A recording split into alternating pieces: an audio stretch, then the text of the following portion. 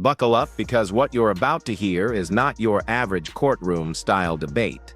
Right from the start, Anthony dives headfirst into one of the most divisive issues in America, abortion. But here's the twist. Instead of shouting or insulting, he's asking tough, thought-provoking questions about IUDs, privacy rights, and even the very definition of life itself. Watch closely, because this back and forth isn't just philosophical, it challenges science, morality, and personal freedom in ways that will leave you stunned. And trust me, the intensity only gets sharper as the arguments unfold. Hello, my name is Anthony. I'm going to pivot towards an abortion issue. I've never debated that before. Yeah, I don't think you have either. One thing I want to make clear is obviously there's people in the crowd. Obviously, I don't have the same worldview as people in the crowd, but I'm not here to to negatively talk. I'm not going to talk down to people who have different beliefs. I think that's not something that our country would be founded on. I think respectful disagreement. But in terms of abortion, the one thing, shout out Dean Withers, I guess, but the one thing that caught my eye was our women with IUDs murderers debate. So can you just give a refresh and just explain if you think women with IUDs are or not murderers? Because I actually debated this with Dean. No, I mean it prevents conception. Yes, but it's no different than a condom or different than birth control. But his argument was that, and I'm almost 100% sure you agreed with this, is that before when conception happens, a unique human life is created when an IUD prevents human life. It prevents the attachment to the uterine wall. Yes, but when it's already a zygote, which is you would consider a unique human life, yes? Correct, yes. So then you're saying effectively that the IUD is, by your definition, if you believe life begins... That's not the way an IUD works. I don't want to spend too much time on this, but... Yeah. It prevents fertilization. Yes. Okay. So turning off of that, in terms of a conservative worldview, I want to talk about how, specifically when you think of Roe v. Wade being overturned, the right to privacy, that kind of stuff, when that's a precedent that's been used for other cases, things like gay marriage, Obergefell versus Hodges, if I'm remembering correctly, things like the right for gay marriage specifically, I think is it's a slippery slope, because when you overturn a case that relies on that right for privacy, you can start unraveling things that, I would consider marrying whoever you want to, regardless of your political affiliation, whether you believe in gay marriage or not. That's included in your amendments. That should the right to do what you want. Isn't the Conservative Party all about freedom of choice, at a baseline view? There's a lot there. We believe in liberty, not license, so we believe you should be able to do things that elevate humanity and elevate your society, not license. For example, we don't believe you should be able to marry a 12-year-old. Yeah, logically. But that's freedom, isn't it? No, it's not, because that's license. Yes. So you must have the distinction, the philosophical maturity to know liberty versus licentiousness. Okay. Does that make sense? Yes. And then one thing I want to turn, because is so if you were to ask the entirety of America, if you're an American woman specifically, because they get abortions, if you were to ask every American woman, including states with abortion access like Illinois or something like a southern state which doesn't have it, would you say that they have more rights and more freedom of choice, bodily autonomy, than they did before Roe v. Wade was overturned? States that outlaw abortion, of course, have more rights. You know why? Because women that are in the womb aren't being murdered and they have the right to life. That's where your view would come in, and that's no, hold on. Let's think about this. Yeah. Is life a right? Do you have a right to life once you exist? Yes, but then the argument is, well, when does yes. life begin? Well, no. So then answer me the question. When I believe life begins at, not just what I believe, what science reflects. Human development starts at conception. We can agree with that. Human development, sure, yeah. Okay, no. So, but if it's human development, then it's human life. You have to find another word other than life. Yeah. So tell me what word besides life you would use to describe conceptives. Conception. Conception. When it's fetus, whatever. What word other than alive? Because it's not dead. Because you could agree it's not dead because it has a heartbeat and DNA and the cells are forming and they're splitting. So if it's not alive and it's not dead, what word would you use? I wouldn't necessarily call it alive. I wouldn't necessarily call it dead. I think there's a distinction. I wouldn't label it with one word just because it's I don't have the... But let's think about this more deeply, because I could tell you're smart. We actually always exist on the binary of alive or dead. Yeah, So then you have to choose. It's either dead or alive. There isn't a third option. If you want to create one, you can go to the science department here and argue that. But what is the third option other than alive and dead? I would say... I don't know what he said. I don't know, but it's okay. I would say the one thing I want to say is viability. I know I'm kind of dodging it, but No, I know you are dodging it because and I'm not trying to pinpoint you. Just to close the thought, then we can go to viability. abortionists cannot answer this question ever because there is not a third option. Yeah. You are either alive or dead. It is a binary of existence, right? Now you could be supportive when you are alive, meaning you might need to have medicine or you might need to have a ventilator, but you are still alive by all objective measurements, or you are dead. We have a clinical definition in the hospital when someone is dead. We have an agreed upon clinical definition. We also have we do not have a clinical agreed upon definition of when something is alive. So when a human being is going on the process of human development in utero, it technically, of course, is alive, and therefore it's a human life, but we use all this different kind of trappings and language to try to dehumanize the being. Yeah. Let's put that aside. Okay. So think about that in the next days and weeks, because maybe it might convince you. Yeah. Viability. So, like, in terms of viability, like, I believe it's, what, around 24, 26 weeks, where it's considered it can be born prematurely and exist. I mean, at 20 or 21 weeks, a miraculous NICU baby can be born, but I will grant you, before that, it's almost, 24 weeks about a baby can survive a NICU. But let's take that example. So if viability was the moral standard, if a baby is born around 24 or 25 weeks, they have to go to a NICU. Do you know what a NICU is? It's okay if you don't. It's a neonatal. Now pause for a second. Did you catch what just happened here? The speaker just dismantled the common definition of viability by comparing NICU babies to those still in the womb. This is a classic legal strategy, redefining a term to strengthen your case. But here's the bigger question. If a premature baby with machines is still considered alive, does that weaken the pro-choice argument about viability? Or does it just highlight how blurry the lines of this debate truly are? I want to hear your take. Do you agree that viability outside the womb is the right standard, or is this a slippery slope? Intensive care unit. Yeah. Basically, where very, very small human beings, small babies go, and they have all sorts of machines that have to support them because they have not gone through the entire process of gestation. Basically, they were cut 15 weeks early. They're not viable. Yeah. Are they alive? You're saying they're not viable? I mean, they can't survive without machines. They can't survive without machines. So are they alive? I would say, yeah, I guess they're alive. Well, then how is it any different than a 16-week-old that requires an umbilical cord? Because okay, we're talking about viability. We're talking about the definition of viability, to my knowledge, is being able to exist outside the womb. It cannot exist without machines. But it's existing outside the womb.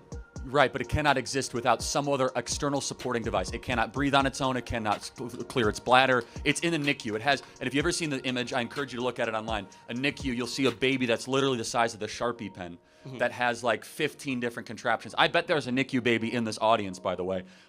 Someone's raising their hand right there. Praise God, someone that's born premature in the hands. It's amazing, but it does beg the question. They were not technically viable under the pro-abortion definition because they could not survive without external support. So an external support could be an umbilical cord or it could be a baby ventilator. Yeah.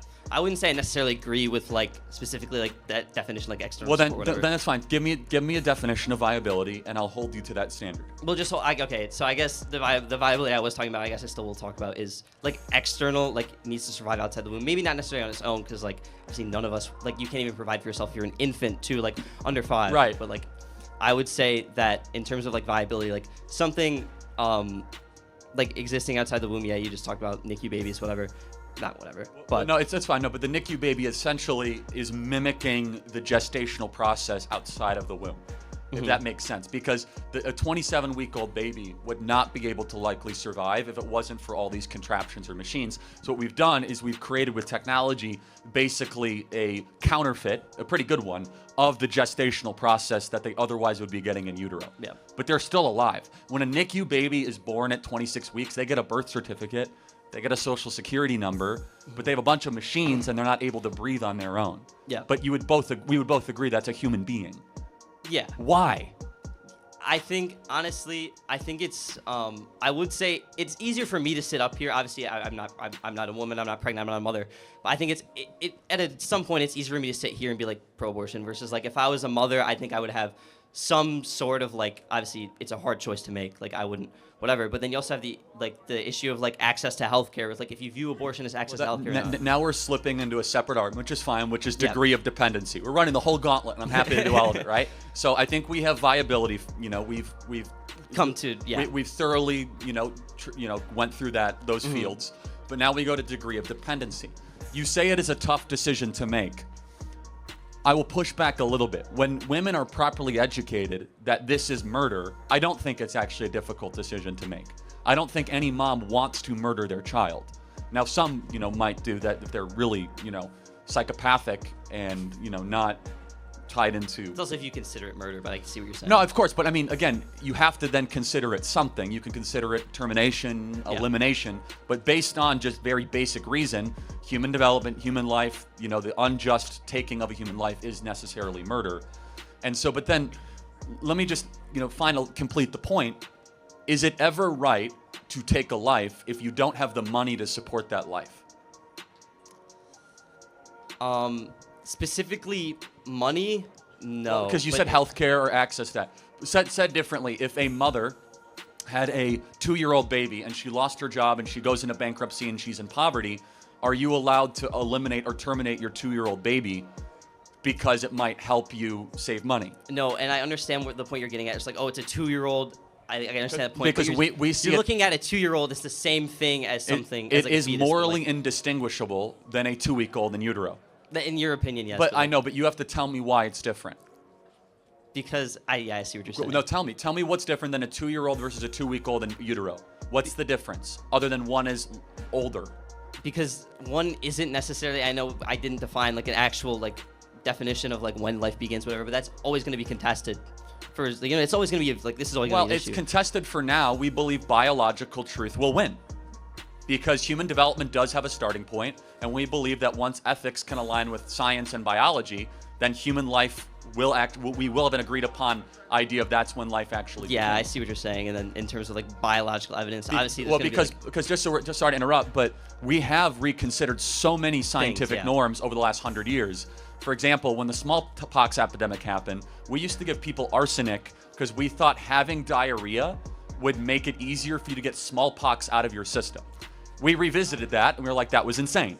We used to have bloodletting in the 1700s, where we would, if you were sick, you would try to get as much blood out of your system as possible. We also then discovered antibiotics, and we discovered germ theory. The same goes with abortion. The more we actually learn about the process of human development, the more ultrasound technology, the more that we actually come to the conclusion that it is a human life. And finally, let me just ask one other question that I do want to get to somebody else. Yeah. Would you agree that what makes you fundamentally unique than the person next to you is your DNA? We good? Okay. Let me just repeat it. That's okay. Would you agree that what makes you fundamentally unique versus the person next to you, who's the bodybuilder, is DNA?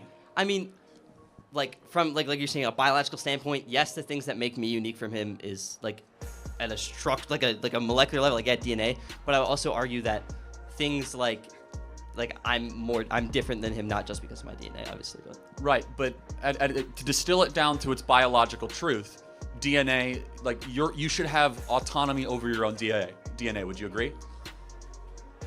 Over your own DNA, I wouldn't go that far. Well, I mean, what is the abortion argument? My body, my choice. Yes. Otherwise said, my DNA, my choice. I wouldn't, but when DNA. I see where you're getting. But then, therefore, if it's not your DNA, why should it be your choice? Yeah, I see where you're getting at. I don't necessarily agree with it, but I don't. Tell me why. Because, it could just be me being pro-choice, whatever. As I consider access to healthcare. Think about it outside of your ideological worldview. Just think about it. Just think of it as a free thinker. Why do you disagree with it? I disagree because I would say that a woman's right that is almost a part of her body is. Well, it's attached to her body, but it's not her DNA. But I would also say, for example, your mom cannot vote for you. Yes, your mom is a different, distinct person than you, right? Mm-hmm. I would say that in terms of DNA, since I consider it, it's the mother's not job or duty, but that I consider it a part of them. You might say it's attached to them, but I'd say you ask your mother, you'd say when she was pregnant with you, she felt like you were an extension of herself. I'm not gonna speak for her, but I feel like it's much harder than making distinct things. And I can sit here and debate, but I don't have nearly enough educated. But fair enough. I want you to think about this in the coming days, weeks, and months, because that's what this is all about. I'm not here to just gotcha. I could tell you're looking at this correctly. We as pro-lifers have a hard job.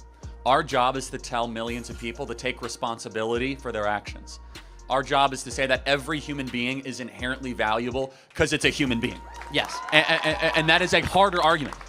Your argument is actually way easier, which is if it feels good, do it. And if something annoying happens, eliminate it.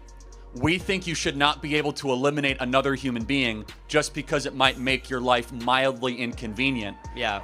So we just have a difference. Yeah. Our job is harder, but we believe we're right. You think you are right. And I hope we'll win one day. Thank you very much for your time. Thank you. And there it is. The debate closes with both sides standing firm, one emphasizing responsibility and the inherent value of human life, the other holding on to personal freedom and healthcare access. No shouting, no chaos, just a clash of principles that goes straight to the heart of one of America's most controversial issues.